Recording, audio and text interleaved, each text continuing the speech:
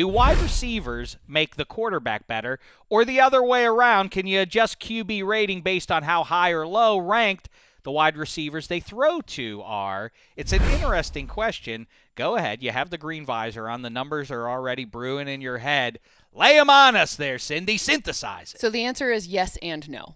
It's a little chicken and a little egg, and you also have to factor in the run game. So the way I went about trying to answer this question was I created a model with the configurations of the offense. So number of wide receivers, number of tight ends, number of running backs in. Third down, I really focused on third down, red zone production, obviously passing more than running downs. For quarterbacks, I looked at target distance. I looked down completion percentage relative to nearest defender. I factored in the percent of total yards coming from yards after the catch. And the one thing that I really wanted to point out, so if you look at the percentage of a quarterback's yards that come from yards after the catch versus air yards, it's 44% is the average for last year. And that's right on par, 42, 43, somewhere at 44%. That's normal. So the lowest, the person with the fewest, 44% of all yards so if you're gained on successful passes are after the catch. I'm surprised by that. Yep, that's the average. I'm trying to think if that makes sense in my brain, so but okay. It will when you do this. 53%, Alex Smith. So he's throwing shorter passes, and they go, makes sense, right? Okay, and then 33.4%, Jameis Winston. That one kind of surprised me a little bit. So he benefited the least from yards after contact. That does make sense. Why that feels right. Seems like he's, given Mike Evans some jump balls. It doesn't seem like it's going to go down either. With jump balls don't necessarily mean yards after the catch, right? Because if you're jumping up, then it gives the defender a time. Precisely. Yeah, that's why that makes sense. So if he's throwing the ball downfield to Mike Evans, who has to that means more of it, right? Right. And Deshaun Jackson likely is going to be the same thing, right? I mean, he's not going to contribute to yards after catch. Right. I was surprised that the number was so low. Yeah, that's because crazy. In years past, the lowest number has been something like 35, 36%. This is almost 3% lower than that. That's bananas. So for wide receivers, I looked at yards after the catch, so contact and catch were both factored in. Hip direction. I used machine learning to draw a line on their hips to see which direction they're facing. So if you're a jump ball receiver and you're a possession receiver and your hips are facing backwards, you have to turn around, right? That takes a lot longer. You can get tackled. This is more advanced analysis than I usually do. Nearest defender number, and then I looked at their route diversity to try to see what their average depth of target was, and then their big catch rate. So when you think big catch, you think the Super Bowl, you think Julio Jones, and then you think Julian Edelman, right? So those are the two, crazy catches that we're unlikely to catch, right? So you're trying to see, is it the quarterback that makes the wide receiver better or vice versa? And the answer is they both influence each other. But the importance of the run game can't be diminished at all. So I looked at configurations faced, like how many times they saw 8 in the box, defenses against them, that is, and then when they passed, where they were able to pass on these downs because you get a much more advantageous passing situation.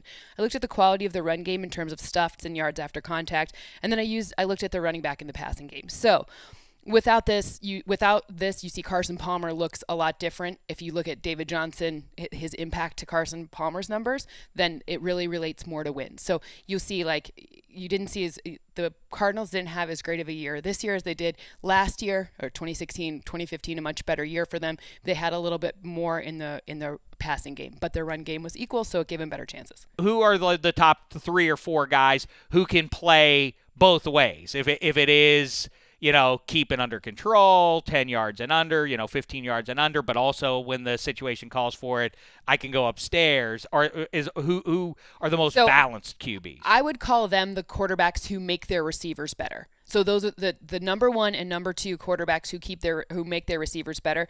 Aaron Rodgers, number 1, and Drew Brees, number 2. Wow, I'm surprised by that, huh? Yep, and only because Aaron Rodgers you don't associate with that. So is he by any measure outside of playoff victories? Is he the best quarterback as far as making the receivers at least around him better? Or does Tom Brady still hold that title?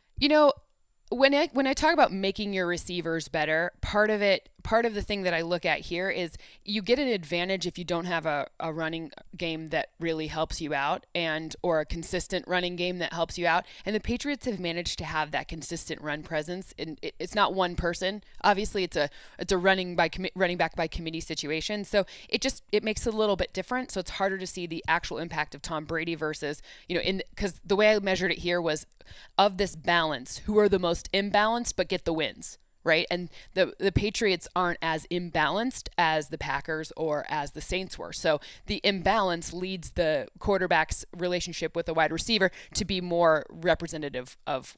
Last thing, what is there a name in that top 5 or 6 that would surprise me? Kirk Cousins. Kirk Cousins. Yeah. He 70 21 plus attempts, that's the second most.